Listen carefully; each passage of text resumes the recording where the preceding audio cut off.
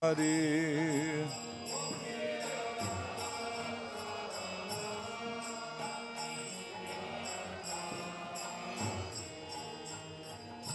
Gopi Janavalabha Girivaradhari.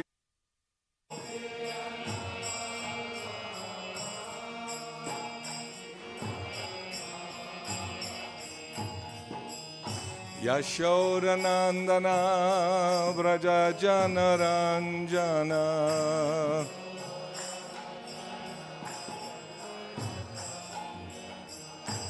Yashodanandana Vraja Janaranjana.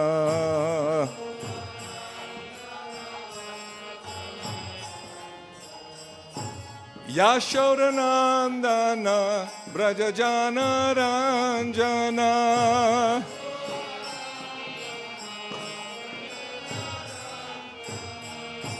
Jamuna Tira Vanamachari.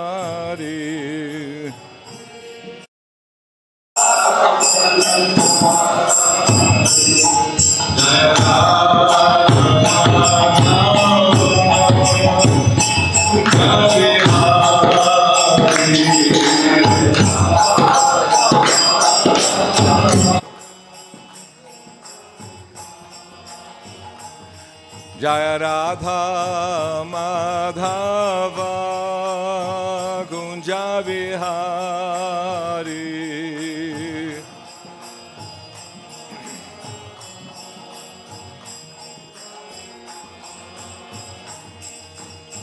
Gopi Janavalabha Girivaradhari.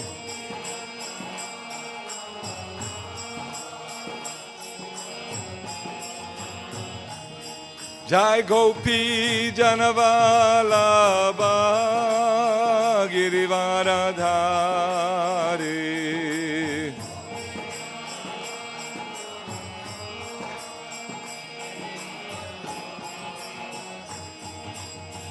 Yashodanandana Vraja Janaranjana.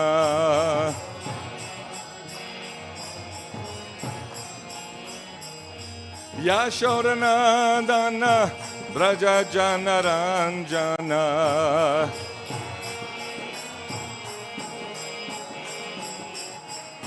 Yashodanandana Vraja Janaranjana.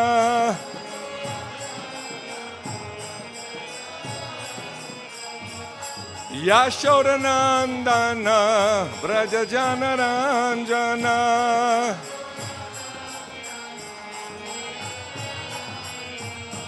Jamuna Tira Vanachari.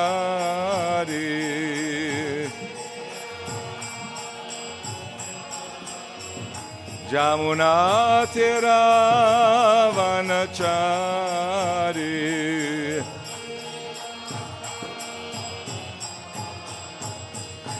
Jai Radha Madhava Gunja Vihari.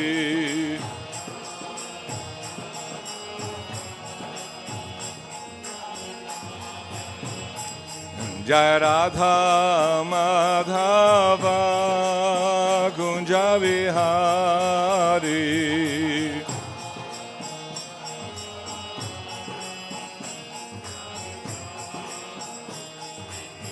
Krishna Hare Krishna Krishna Krishna Hare Hare Hare Rama Hare Rama Rama Rama Hare Hare.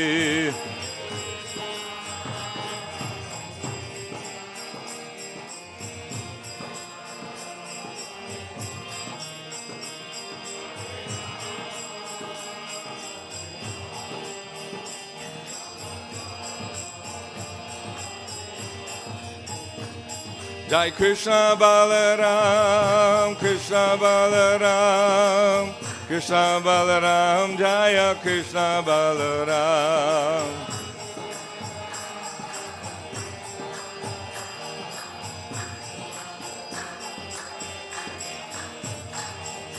Gauranitai, Gauranitai, Jaya Gauranitai, Jaya Gauranitai.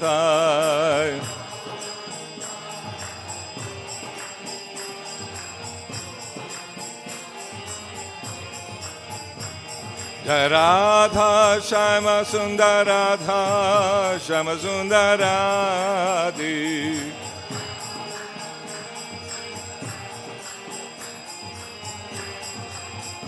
Prabhupada, Prabhupada, Prabhupada, Jaya Srila Prabhupada.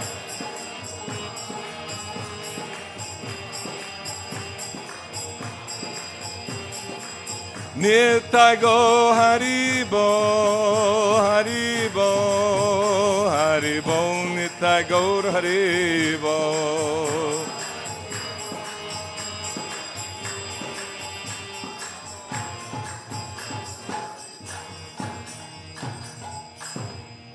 Srila Prabhupada ki jai.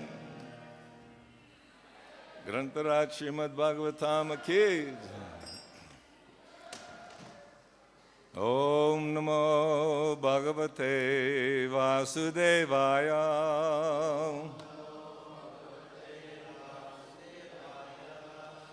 Om Namo Bhagavate Vasudevaya.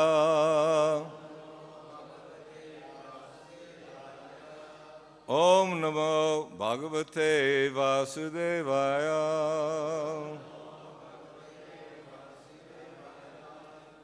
Reading the summary. So reading Srimad Bhagavatam, Canto 10, Chapter 90. Somehow we made it all the way through, last chapter. Summary of Lord Krishna's glories. This chapter describes how Lord Krishna enjoyed with his queens in the lakes of Dwarka. It also relates the queen's ecstatic prayers in the mood of intense separation from him and summarizes the Lord's pastimes. Lord Shri Krishna continued to reside in his opulent capital of Dwarka, together with the Yadus and his queens. He would enjoy sporting with his wives in the ponds of the palace gardens, squirting water on them with a syringe and being squirted in turn. With his graceful gestures, loving words, and sidelong glances, he would enchant their hearts. In this way, the queens would become totally absorbed in thoughts of him. Sometimes after playing with the Lord in the water, they would address various creatures, Kurari and Chakravaka birds, the ocean, the moon, a cloud, a chuku, a mountain, a river, and so on, declaring their great attachment to Sri Krishna on the pretext of commiserating with these creatures. Lord Krishna begot 10 sons in the womb of each of his queens. Among these sons, Pradyumna was foremost, being equal to his father in all transcendental qualities. Pradyumna married Rukmi's daughter, and from her womb Aniruddha was born. Aniruddha then married Rukmi's granddaughter and begot Vajra, who was the only Yadu prince to survive the battle of iron clubs at Prabhas. From Vajra descended the remainder of the Yadu dynasty, beginning with Pratibahu. The members of the Yadu dynasty are virtually innumerable. Indeed, just to educate their children, the Yadus employed 38,800,000 teachers only. Before Lord Krishna appeared, many demons took birth in human families to harass the people of the world and destroy Brahminical culture. To subdue them, the Lord ordered the demigods to descend into the Yadu dynasty, which then expanded into 101 clans. All the Yadus recognized Sri Krishna as the Supreme Personality of Godhead and had unflinching faith in him. While resting, eating, walking, and so on, which they often did in his company, they would forget their own bodies in their transcendental happiness. The 10th canto concludes with this promise of success for the sincere hearer. By regularly hearing, chanting, and meditating on the beautiful topics of Lord Mukunda with ever-increasing sincerity, a mortal being will attain the divine kingdom of the Lord, where the inviolable power of death holds no sway. Okay. So we'll do the first shloka. And then there's so many shlokas. Shri Shukovacha Sukhang Svapuryang Nivasan Dvarakayang Shriyapati Sarva Sampat Samridyayang Jushtayang Vrishni Pungavai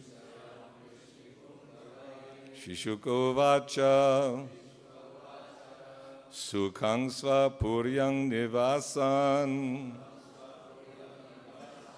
Dvarakayang Sriyapati Sarva Sampat Samridhayang Jushtayang Vrishni Pungavai Sukhang Vai Puryang Nivasan Dvarakayang Striyapati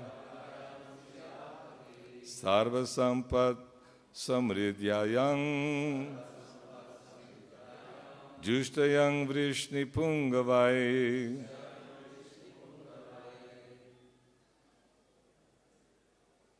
Others? Is that?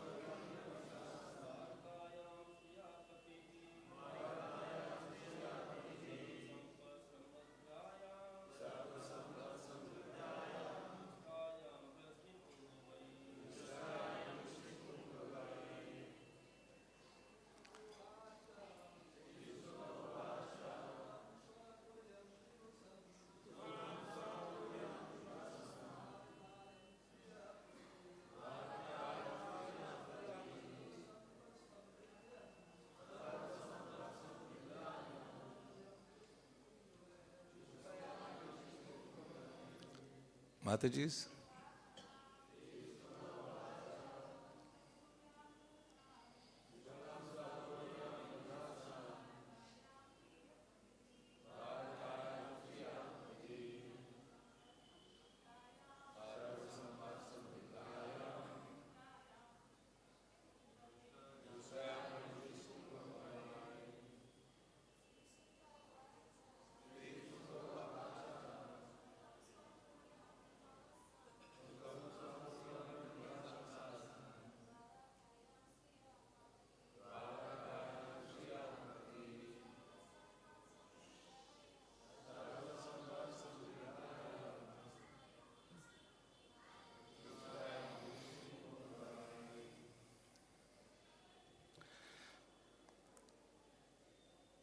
So I'll finish the Sanskrit shlokas, and I think we'll go into the translation because it's quite a few.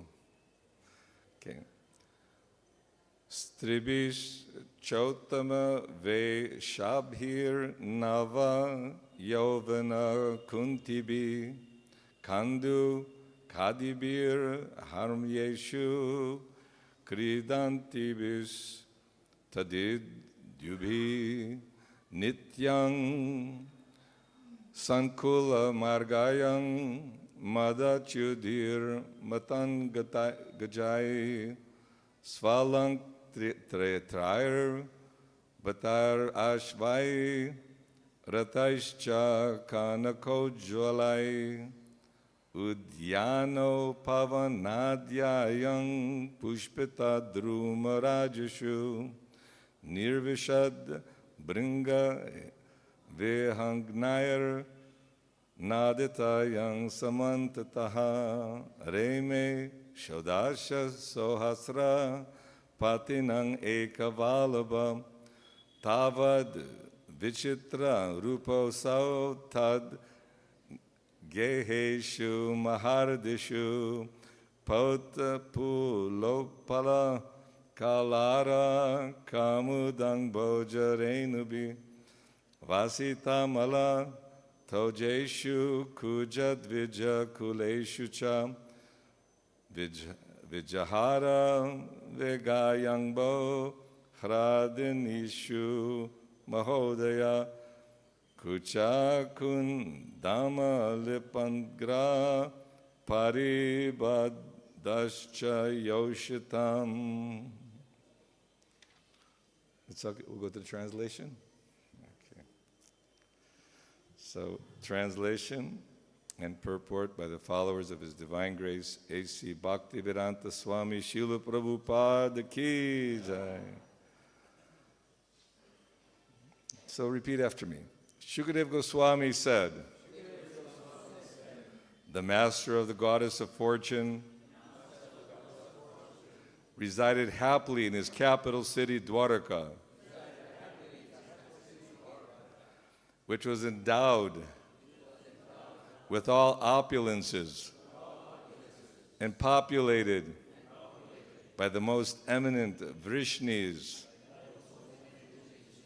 and their gorgeously dressed wives.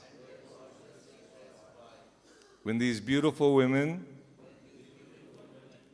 in the bloom of youth, would play on the city's rooftops with balls and other toys, they shone like flashing lightning. The main streets of the city were always crowded with intoxicated elephants exuding mada, and also with cavalry, richly adorned infantrymen, and soldiers riding chariots, brilliantly decorated with gold. Gracing the city were many gardens and parks, with rows of flowering trees, where bees and birds would gather, filling all directions with their songs. Lord Krishna, hello, Lord Krishna, it's not there? Oh, it's there, so why are you not repeating? Lord Krishna was the sole beloved of his 16,000 wives, expanding himself into that many forms. He enjoyed with each of his queens in her own richly furnished residence. On the grounds of these palaces were clear ponds, fragrant with the pollen of blooming utpala,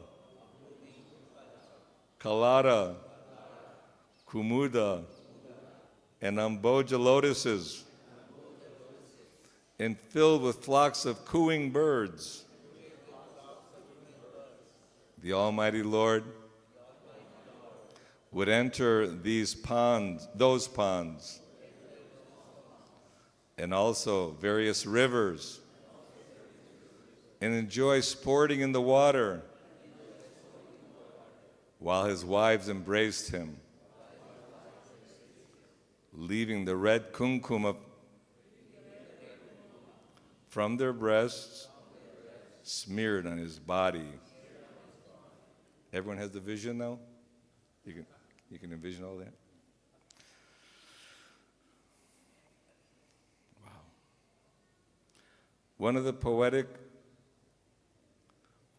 One rule of poetic composition practiced by Vaishnava authors is Madhurena Samapayet. A literary work should conclude in the mood of special sweetness. Srila Shukadeva Goswami, the most tasteful narrator of transcendental topics, has accordingly included in this last chapter of the 10th canto of Srimad Bhagavatam a description of Lord Krishna's water sports in the attractive setting of Dwaraka, followed by the rapturous prayers of the Lord's queens. Om Ajnanatimrandasya Gyananjana Shalakaya Chakshurun Militam Jena Tasmai Shri Guruve Namaha. Shri Chaitanya Manobhistang Stapitang Jena Bhutale Swayam Rupa Kadamayam Dadati Swapadantikam Vanchakalpatarubhyascha Kripa Sindhubhyevacha Patitanam Pavanebhyo Vaishnavebhyo Namo Namaha. Jai Shri Krishna Chaitanya Prabhu Nityananda Shri Advaita Gadadhar Srivasadi Gaur Bhakta Vrinda. Hare Krishna, Krishna Krishna, Hare Hare, Hare Rama, Rama Rama, Hare Hare. So where else in the universe can you get this kind of information about the Lord's most intimate pastimes with his queens in Dwaraka? It's that Krishna is perfect in Mathura, he's more perfect in Dwaraka, and he's most perfect in Vrindavan. Yes. But Krishna, he comes to show that he's a person and performs wonderful activities. He showed his power by protecting all the Brijabasis and killing so many demonic persons. We know there's so many demons in the world, and they want to cause trouble to the simple religious and also the general public, the citizens who should be protected. They're being tortured. So Krishna comes personally to show how he's giving protection, just like in the previous end of the previous chapter, when the Brahmana, all his new babies were being taken. We found out later Mahavishnu was taking them. And then there was a lot of philosophical discussion. Well, why would Mahavishnu want to cause trouble to a Brahmana? He was that determined to see Krishna. And why didn't Krishna settle things up?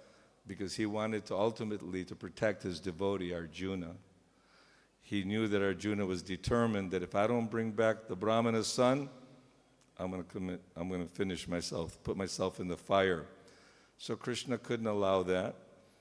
And it said that Arjuna is the incarnation of Narayan, actually, who's an incarnation of the Lord.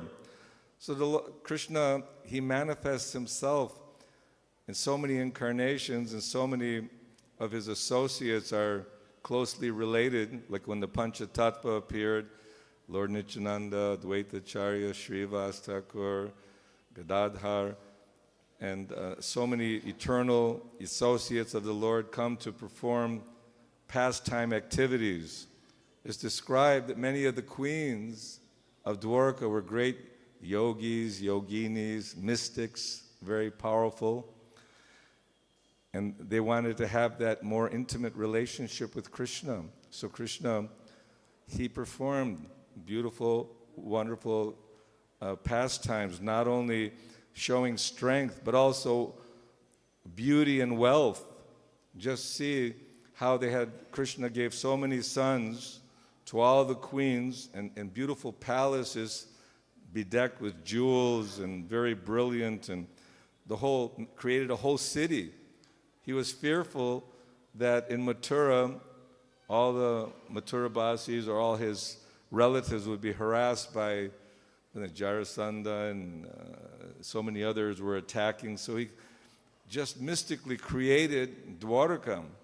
Even in modern times, there's remnants of Dwarka. There's obviously Krishna is not just some fictitious personality, although sometimes our faith and our so-called logic and intelligence is questioned when there's like Ugrasen has 311 personal assistants, and you think 311 trillion.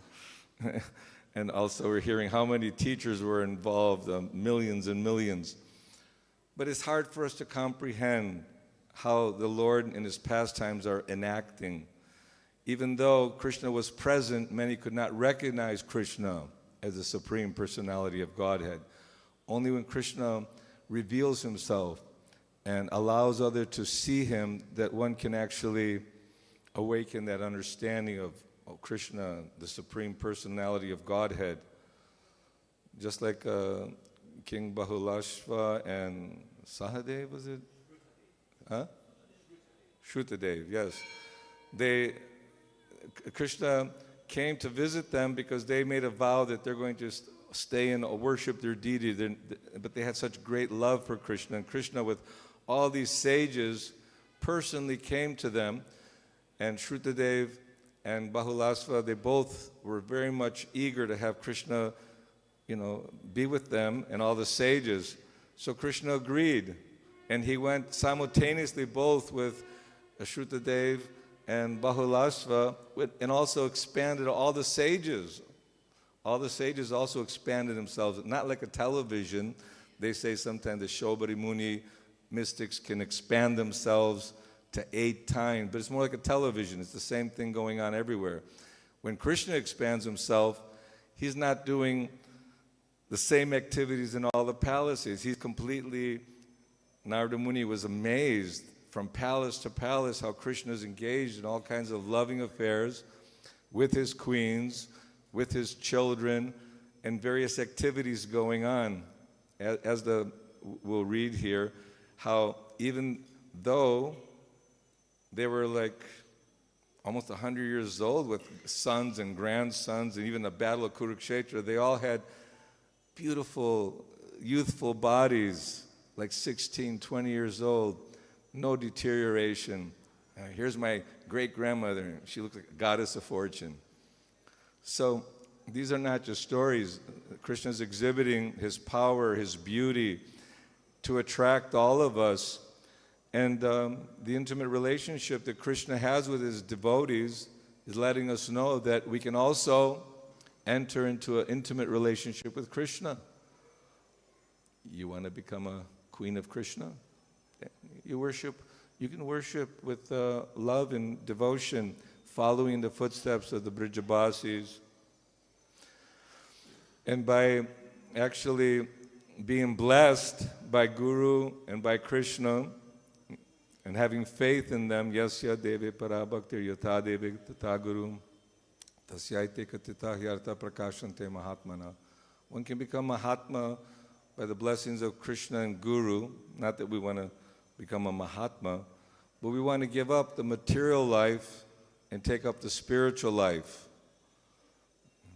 Krishna's performing all these excellent pastimes to attract us, isn't it? If you see someone performing, it's not from our mundane platform that we're thinking, oh yeah, Krishna's enjoying in the ponds and the rivers, and they're squirting each other. We just finished Holi. They were doing some holy squirting, and sometimes Krishna would try to stop them, or the queens would rush in to get the syringe from Krishna, pretending just to be embraced by Krishna.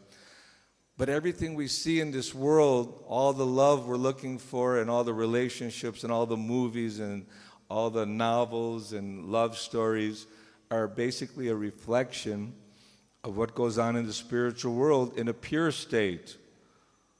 That loving experience, the happiness, the joy that one feels in the spiritual kingdom is contaminated in the material world. And so we have a very limited understanding of what is real happiness, what is a real relationship. But Krishna, he created Chatur Varnyang Maya Srishtam Guna Karma Vibhagasha.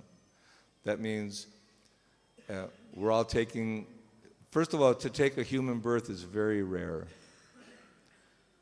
There's all kinds of animals, aquatics, all kinds of living entities sprawled out throughout the whole universe, all the universes, unlimited living entities. To get a human body is very, very rare. And then for those who are fortunate to be guided by a culture, a society, a Vedic culture, Aryan civilization, that as young boys, they're given gurukul or proper training, spiritual training, control the senses, control the mind. And if you have actually proper guidance, then you're ready. From brahmachari, at a certain point, you become a grahastha, take family life. And Krishna is showing that one can have family life and have children and have relationships with the whole family with Krishna in the center. Krishna would worship himself. He would rise early when those roosters start calling out. The queens, the goddesses of fortune, would be really upset. Oh, now Krishna's going to leave me. He's going to get going busy with puja and doing all the different activities. So sometimes when you're in school, the teacher shows you, do it like this. And Krishna is showing us, not that Krishna has to perform any kind of activities or any sacrifices or yagyas or be involved in marrying his daughters or his sons. And when his son was being detained, was it in Hastinapur also? In Hastinapur, all these, the whole army went to protect his son. And so many battles and so many fights, because Krishna wanted to reestablish religious principles. And he comes again and again and again, because in the spiritual world, everyone loves Krishna with no jealousy and no envy. It's pure love. And they're experiencing on all levels, the water, the trees, the land, the fruits and flowers. We're reading how so many gardens full of fruits and flowers. And that they also have a relationship with Krishna. Everything is personal in the spiritual world. But in this world, everything is temporary. And so if Krishna, he can show how he went to Gurukula, Lord Balaram went to Gurukula, performed tapasya, yagya, learned all the different arts. And if one reads Srimad Bhagavatam attentively, he can become the most learned person. You have PhD. You have the best training, the best knowledge, because there's so many beautiful prayers, so many beautiful examples of how one should lead their lives to get out of the entrapment of birth and death. Because this is the struggle of material life. In prison, people struggle and suffer. They have no freedom because they're not law-abiding. They cause trouble for themselves and for others. My son's a policeman, to serve and protect. But Prabhupada said, no one likes policemen because they think, when the police come, they're always giving trouble. But when you're in danger, you help, police come. So then we appreciate. So Krishna, he's giving us the special mercy by coming and empowering Vyasadeva. Why did Vyasadeva write so many Puranas and so much history is there, so much philosophy? Because every person's an individual and has a different desire. So then you can worship demigods, I can go to the heaven. But it's all temporary, but this is what people want. They want beautiful women, they want wealth, and isn't it? It's all about beauty, power, and wealth in this material world. And Krishna exhibited this Shadaishvarya. He's the most wealthy, the most beautiful, the most powerful, the most renounced, the most famous personality. And all these literatures, they're all glorifying Krishna. Ishvara Parama Krishna Satchidananda Vigraha Anadiradir Govinda Sarva Karna Karnam. He's the cause of all causes, and He's eternal, full of bliss, full of knowledge. And we're part of Krishna. We're also eternal, full of bliss, full of knowledge. But a drop of the water doesn't compare to the ocean. But still, extremely powerful, ever existing, undying. When the body starts getting older and fading away, melting into the ground, that's not us. We're the consciousness, we're the soul, the eternal being who are entrapped, and we're utilizing this instrument, this vehicle. We use vehicles to go to different places. Sometimes I take a ride on my vehicle, go to the Himalayas on my bike, right? And sometimes we drive, sometimes we fly, different vehicles to take us to different destinations.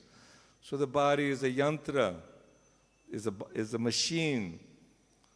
Who else can make such a machine with bones and muscles and vertebrates and so many working parts, cleansing systems and digesting systems and, seeing and hearing and touching and smelling.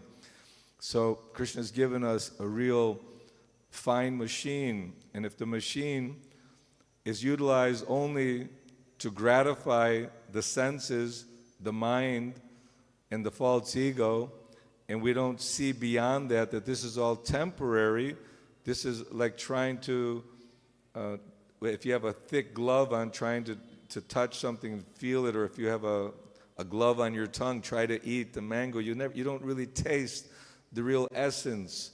So now our senses are covered.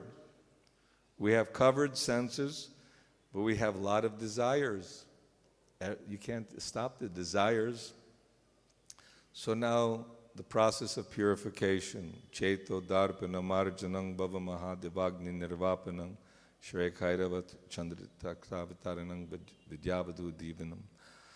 This cleansing, the chanting of the holy name is reminding us of Krishna and our relationship with Krishna. All the Vedas are leading us to chant Krishna's name, because Krishna is not different in His name. How can I be with Krishna all the time? How to remember Krishna and never forget Him? By chanting. Okay, everyone wake up. Hare Krishna, Krishna Krishna, Hare Hare, Hare Rama, Rama Rama, Hare Hare. Oh, so simple, such an easy process. Yes, but the mind is restless. The senses are pulling and pushing. Make this plan, make that plan, then you'll be happy. We make so many plans. People, they think that let me work hard. I'll work hard, become very, very wealthy, then I'll chant Hare Krishna. Then I can settle down into a spiritual life. Even Prabhupada makes a suggestion like that my Guru Maharaj, he gave me instructions, and I've always meditated on his message, but I also thought, because he was actually going to be very wealthy and very powerful, that yes, I'll do that, and I'll print books and I'll preach and I'll do so many things. Even with good intentions, you get caught up in this material world of trying to be happy with big bank account, nice family, nice car, so many nice rings and watches and glasses and all the newest modern very expensive toys. They say that the queens were actually on the rooftops playing with balls. That's how you get why tennis is so popular. People love watching tennis and different sport games, football games, and soccer and volleyball and many things. These are all reflection. So we're not like different than what goes on in the spiritual world, except in the spiritual world, nothing deteriorates or dies, and Krishna is the center, and everyone has a loving relationship, wanting to eagerly serve Krishna, be with Krishna, and they appreciate others' service. Although the queens were actually giving sometimes chastisement to Krishna. Oh, does he ever remember us? Is he happy now? Now that he's with the city women, us village girls. And the gopis were always cutting up the mood of the Dwarka queens. So although it seemed like some rivalry there, that these queens so opulent with gold and jewelry and everything sparkling and beautiful palaces, and we read all the incredible surroundings which are exquisitely beautiful. And the gopis, Krishna said, you can stay in Kurukshetra when they're visiting. Well, you can come to Dwarka. No. We want to be with you in Vrindavan. Because the mood of Vrindavan with the Jamuna River and all the different trees and the different birds and all the Govardhan, and they could not live without Vrindavan. So Krishna, he gave them the hint that whenever you're missing, or just think of me, or if you're offering something, I will be there, I will show up. So this bhava, that Krishna never leaves Vrindavan, means that the gopis were absorbed in thought of Krishna in such a way, even though they were feeling great separation, upon meditating on Krishna, Krishna would appear before them. So we think, how does that work? Krishna, he's in everyone's heart. He's everywhere, within every atom. He understands exactly what we're thinking. Krishna knows exactly what we're thinking. If you've been good or bad, right? Krishna knows. And we're just trying to awaken, even though we may not have a desire to serve Krishna or do devotional service, but out of good instruction from our Srila Prabhupada and the sincere followers of Prabhupada, we're told that, listen, you have a short lifetime, you have a beautiful vehicle, human body, you have a great captain. The Vedic literature has been, scrutinized by the 6 Goswamis, by Vyasadeva. You have Srimad Bhagavatam, Bhagavad Gita, Nectar of Devotion, Chaitanya Charitamrita. If after hearing how lovingly Krishna reciprocates with his loving devotees, if that's not attractive, and if you think the dull relationship in this world, which basically ends up in frustration and disappointment, then we have to understand that we're not using our intelligence. And despite the fact that we have so many desires and feel incompetent, not a pure devotee, I have so many shortcomings, I'm envious, I'm jealous, I'm lusty. How can I approach Krishna? Krishna, he wants you to approach like that, but stay in the association of devotees. Be regulated. Don't eat too much, don't eat too little. Don't sleep too much, don't sleep too little. Come and see the deities, appreciate it. Krishna's manifesting himself in the form of marble. Krishna is not just marble, Krishna is present there. Out of his kindness, Krishna and Balaram are showing up. And every day when we have our kirtan, especially our Guru Puja kirtan, Chaitanya Mahaprabhu, Lord Nityananda, Panchatattva, wherever the devotees are gathered to chant the holy names, they are there, they're present there. So we don't have the eyes to see, but just the sound vibration in itself is opening our transcendental eyes. Because without that bhakti, premanjana churita bhakti vilochanena, how do we develop bhakti? How do we get that love of Godhead? By chanting Krishna's name and by hearing the pastimes of Krishna, by reading, chanting, and serving. We're hearing about Tadviri pranipatena pariprashnena sevaya upadikshyanti te jnanam jnanas tattva darshana, that we're approaching a self-realized spiritual master who has seen the truth. His eyes are open with the love of Godhead. and we're inquiring submissively and rendering service. So the service is a very important aspect. Because of our restless nature, we can't sit in cheap meditation, meaning that if one thinks, well, let me just sit in a private, quiet place, I'll just chant all the time. Srila Bhaktisiddhanta said, then you'll think of money and women. And basically the mind and senses are too restless, especially in Kali Yuga. We're all born with disqualifications, but in Kalira Dosha Nidhe Rajan Ek, there's one good, well, many good things, but the best thing is the chanting of the holy name. Okay, we'll wake everybody up again. Ready? Hare Krishna, Krishna Krishna, Hare Hare, Hare Rama, Rama Rama, Hare Hare. It's not just ceremonious. We had a very nice program yesterday honoring His Grace, Ayendra Prabhu, just appreciating his determination to chant the holy name, and with enthusiasm, with vigor, with intensity, and that's very attractive. Devotees, if one can awaken one's desire for hearing and chanting, this is a devotee, one who can actually, by his behavior, looking very nice tilak, nice dhoti, bright-faced, devotees are bright-faced. Why? Because Krishna is happy. Krishna is always happy. He's never morose. It may appear, even though in difficult situation, Arjuna is finding great difficulty to face all his relatives and fight in this war, and he's crying out of compassion. But Krishna is smiling, saying, that somehow, Arjuna, you're speaking so-called words of wisdom, but no wise person speaks like that, talking about, we have to think about the family and society and how people will be happy and not happy. Krishna is saying, Dehinosmin yata dehe komarang yovanang jara tata dehantara prapti dhirastatra namuyati.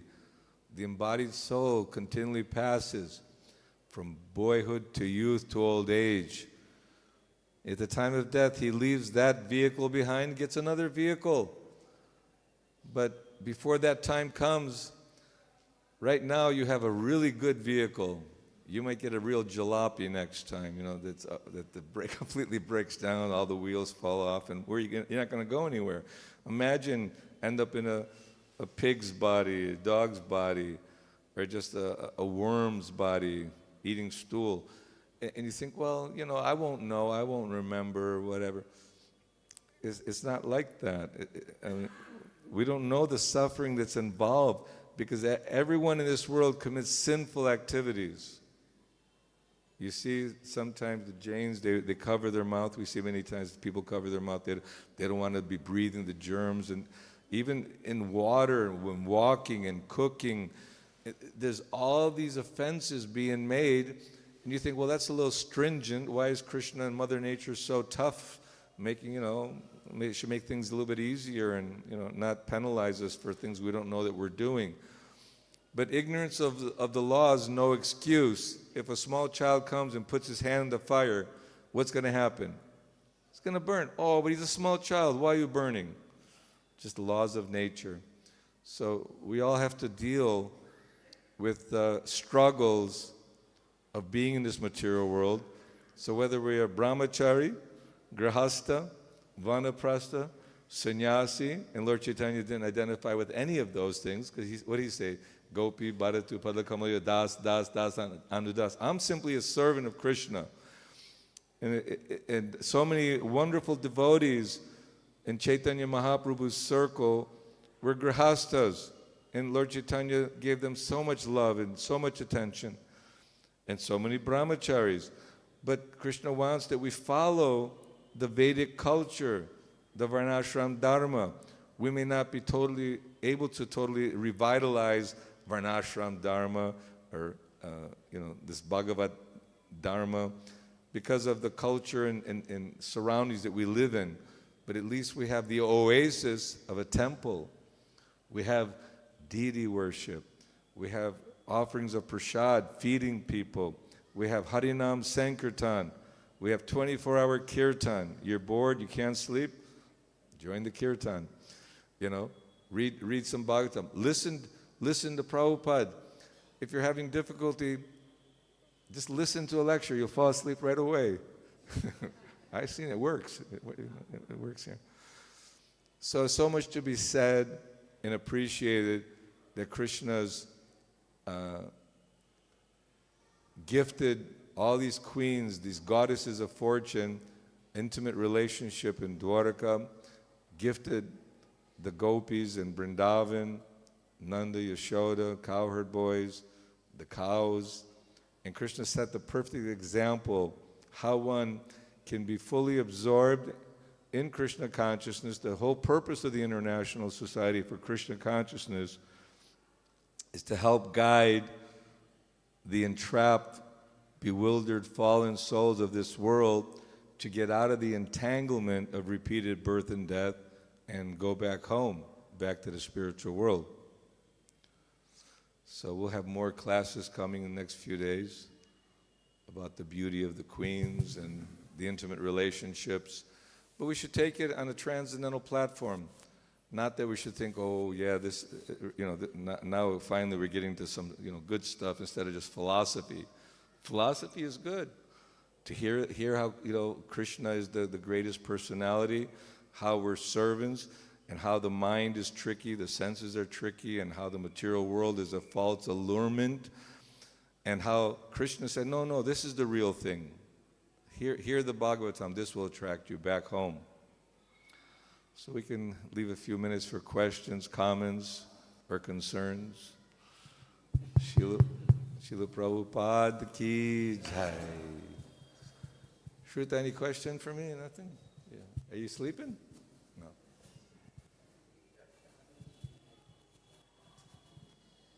So it seems pretty inconceivable that this pastimes in Dwarka are perfect, but Vrindavan is even more perfect. That's and right.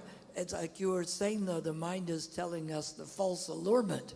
So is our problem that we don't that we place too much value in the allurement of false things and don't understand enough about the transcendental value? Is this our core problem? You said it right. Yes, we're putting too much involvement that no matter how we see people suffering in this world, no matter how much money they have, how much beautiful, surrounded by beautiful men, women, whatever, it all just, it's destroyed and temporary. And Krishna's trying to show us that this is just the illusion.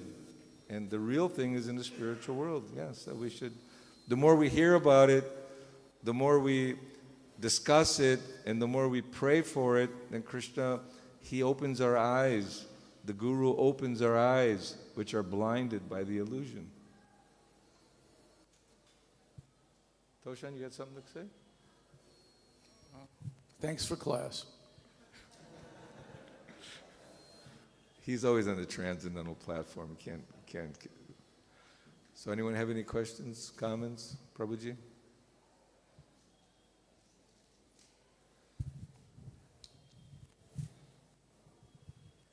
I hope you can understand me. I hope so too. No voice and second language. No voice? Okay, go ahead. Okay, so Prabhu, we see that in the previous classes was explaining how this above is no different from the eternal above of Krishna. Okay, in previous classes, we're discussing about... Right. How there is no difference between this Dan and the spiritual Dan. Okay. So, but then my question is, where all this wealth, go? As Krishna left, and then where is all this opulence, and so on and so forth? Yeah, Krishna's opulences we see in how you say not anthropologists, but those who are getting artifacts. They can see the remnants of Dwaraka, and that there's a description of so many jewels. Even in India, they had so many jewels previously, all their deities. and then somebody took them all away, and then you think, well, where's all that opulence? Where has it gone, right? England. Oh, okay. Yeah. No. But you see, Kali Yuga is progressing, but Lord Chaitanya's Sankirtan movement is creating again the beauty of Krishna and Krishna's opulences. We'll get like the Bhagavatam becoming our glasses, so we can actually see what is real beauty, what is real power, and what is. And Krishna consciousness is a process of again reawakening that. So Krishna appears in different ages in different ways in Kali Yuga, and Krishna Balaram appeared and performed wonderful activities. But as the age is deteriorating more and more, Kali Yuga, it's becoming more and more difficult to appreciate the godly, spiritual. Even in the churches, even 1,000 years ago, the kings, on behalf of the church and God, would rule their citizens. But everything's becoming totally degraded now. I'm not sure if I fully understood your question, but I thought that would be a good answer anyway. Anyone else have a question or a comment? Mata? You give the microphone back there?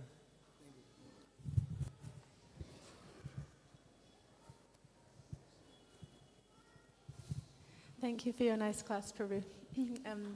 You mentioned how we have all these favorable advantages, like having a human body, the Vedic scriptures, a wonderful captain.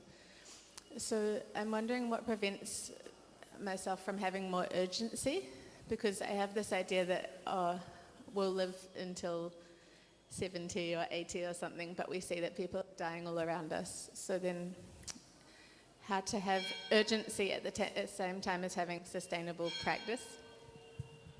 So the urgency of devotional practice, because we're seeing people dying all around us.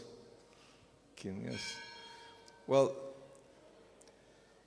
this is the most amazing phenomena, Yamaraj and Yudhishthira Maharaj, Ahani Bhutani, that every day so many people are dying and leaving all around us.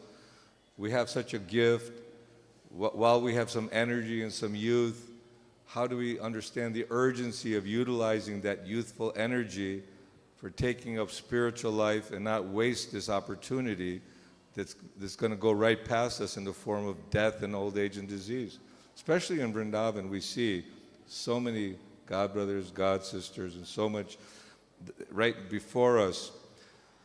Yeah, this is Jeev Jago Gaura Chandra Bole, that Chaitanya Mahaprabhu was saying, wake up.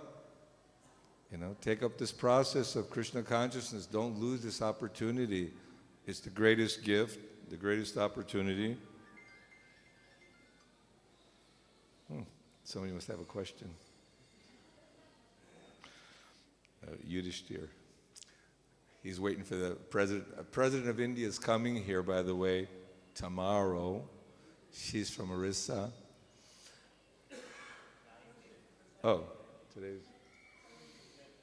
Today's only Tuesday. Okay, see, I'm bewildered already. A couple of days. So, I'm giving class, Yudhishthira. I'll call you later. He's our PR director. You see how Prabhupada was very expert in dealing with everything, with government, personalities. He was so attractive and so focused and clear and so determined. So we have to really just hear about Prabhupada, see Prabhupada's preaching, see the austerities and the sacrifices that Prabhupada made, and also many of the devotees' sacrifices on book distribution, opening temples, and helping to establish the foundation of the Krishna consciousness movement. We should have appreciation and gratitude, and that should give us more enthusiasm. Thank you. Thank you. All right. Thank you very much, Srila Prabhupada Ki Jai. Hare Krishna, Krishna Krishna, Hare Hare, Hare